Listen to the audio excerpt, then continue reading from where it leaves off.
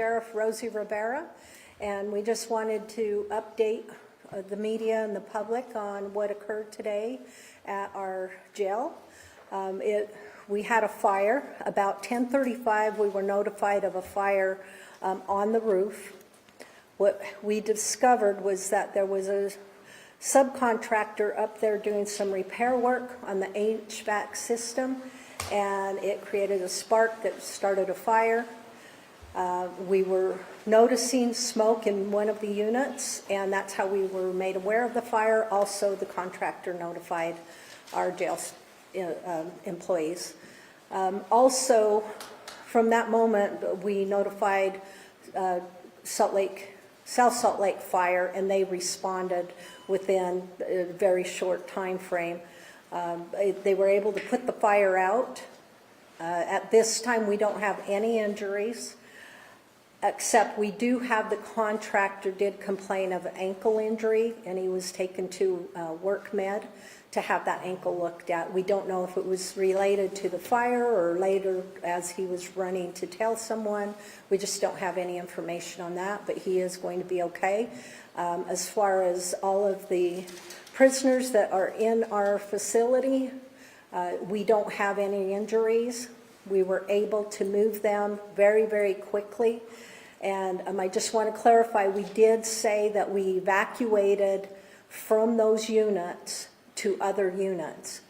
When we say evacuate, it doesn't mean they were evacuated outside the jail. They all were still in the jail, just moved to other units. So that's what's occurring right now, is we are evaluating the situation, and we have 3 of the units are back up and running. We have 1 unit down, and all of the prisoners have been moved that need to be moved. And we're going to, just keep going forward with normal operations.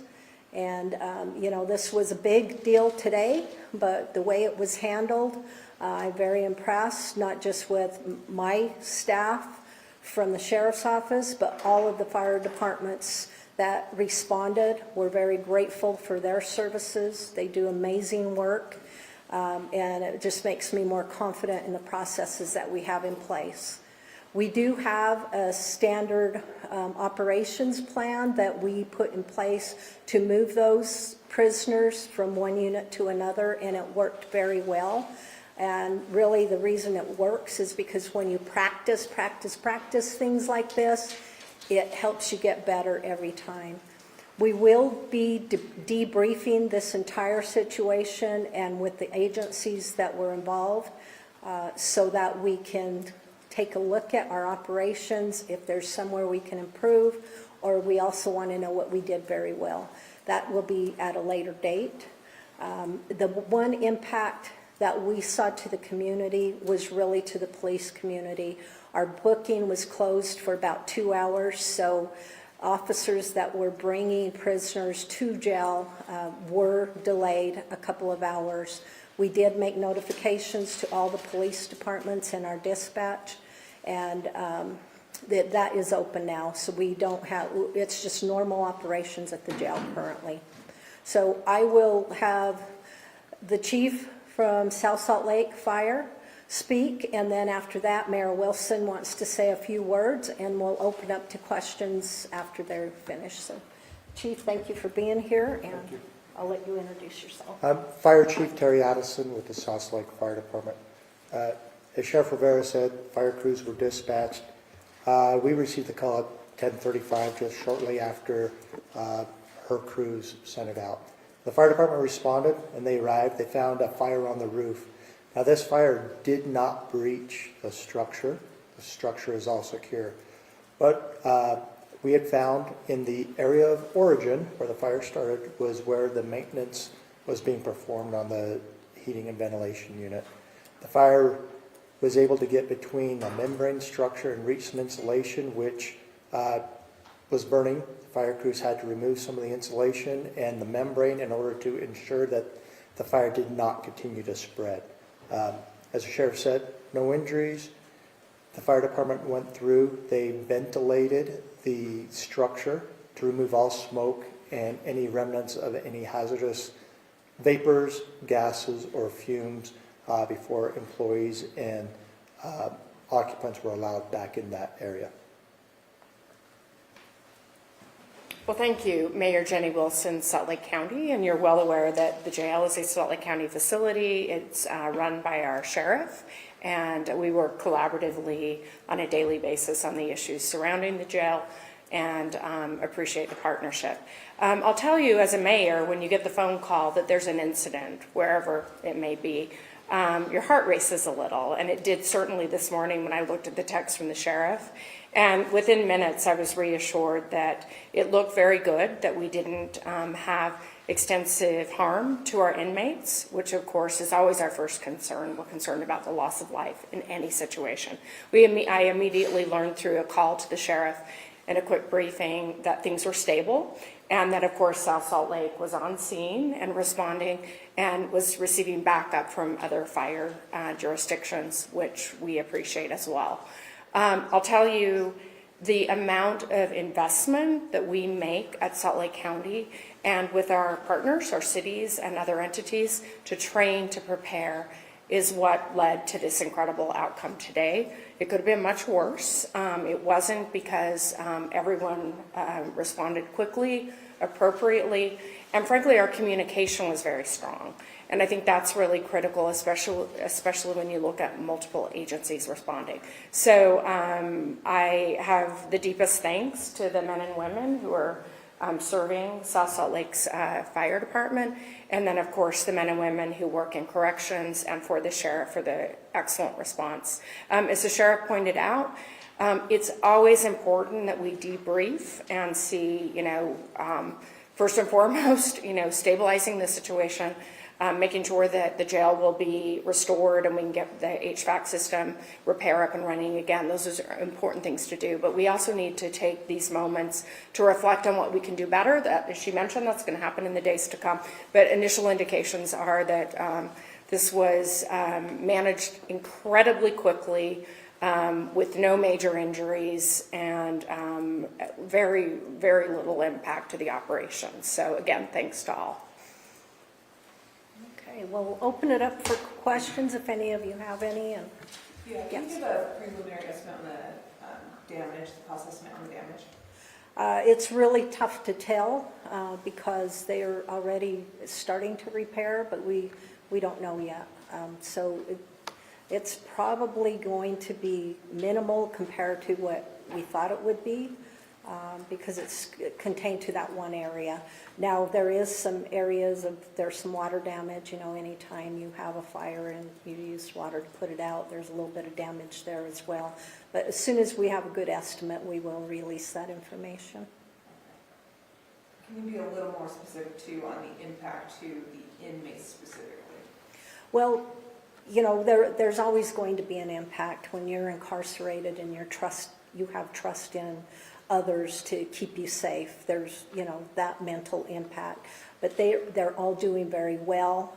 It was the operation of moving them went very well. And really, our employees are incredible. Everybody kicked in and did what they needed to do to ensure that those prisoners are safe and they feel safe, and we didn't have any hiccups in that area. So very proud of our staff that works at the jail, and like I said, it takes practice to get it right, and really we have a good relationship with those who we house, so they understand that we do care. We're very compassionate there, where we understand what that could, the fears that they would go through, and we make sure that we're checking on them as well as our own employees. A critical incident like this impacts the employees as well.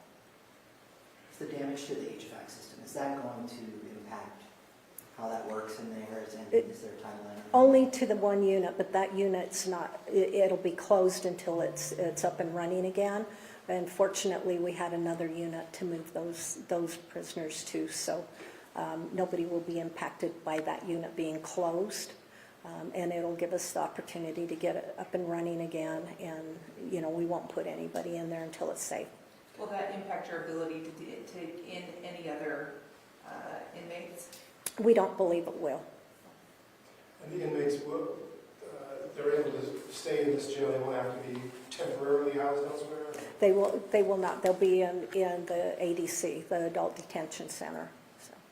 Is the unit that was affected, are they male inmates, female? I don't know that answer right now. So. How about the number, we hear reports about 200 inmates impacted? Yes. And that's an approximate 200. Anything else? With that fire, were there any suppression systems or anything that went off in the buildings, anything like that? There were no suppression systems inside the building. The fire was contained to the roof, and so the only damage was the smoke coming through the ventilation systems and the water seeping through those same ventilation systems. So no fire protection system inside was activated, and so that's still up and operational, protecting everyone inside. For those inmates who may want to just inform their loved ones that they're okay, are they able to do maybe some sort of special communication or just normal communication? It's just normal communication. Like I said, the operations haven't been impacted in that way, other than the booking process was impacted for about 2 hours, but they still have the same access that they had, prior to the fire. What happened when the incident like that happened? The jail was in a lockdown mode or anything like that? Can you explain what happened with the rest of the institution? Yes, anytime we have a critical incident, the jail will go into a lockdown, and then once everything is safe and we have enough staffing to operate the jail, and we make sure that we don't have any issues, then the lockdown, the jail won't be under lockdown anymore. So. And that did take place today for a certain That did, time? yes, it was locked down. And we go into lockdown, quite frequently. It could be for staffing or other issues. So it's a frequent thing that we do, is lock down the jail just to ensure everybody's safe. Do you know the time frame for how long that happened? I don't, but I would imagine around the same amount of time. And then we will continue to stay locked down until we get things stabilized. That's usually how it happens. So.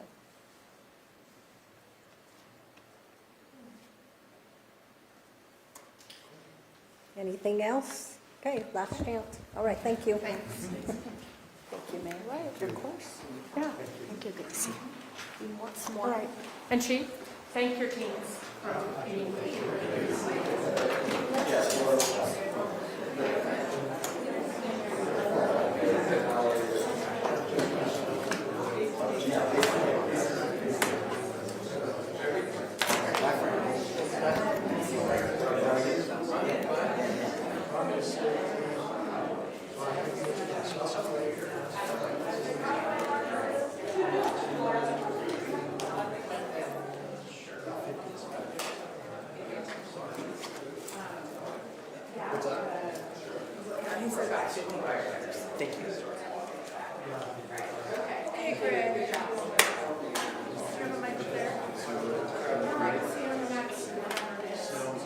Okay, so